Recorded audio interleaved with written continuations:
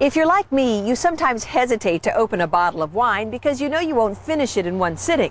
Well, hesitate no more. There are plenty of reliable ways to save leftover wine. All you've got to do is learn the essentials for keeping wine fresh.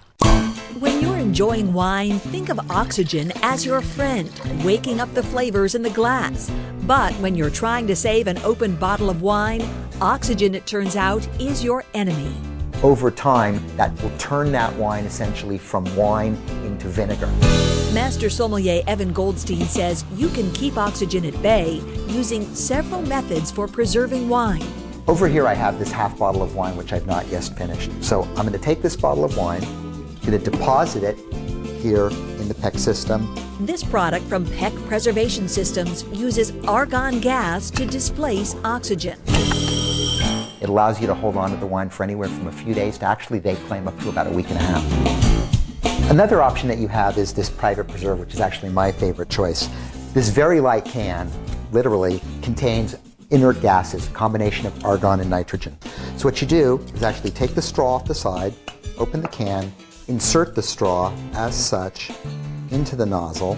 So now that we have the straw inserted, we just go in and spray it a couple of times. Put the cork in, and your wine's preserved. Another tool is from VacuVin. You actually put a stopper into the top of the wine, pump it on top, and eliminate it. Literally creates a vacuum by virtue of a one-way valve, eliminating the oxygen from the wine and creating a vacuum environment.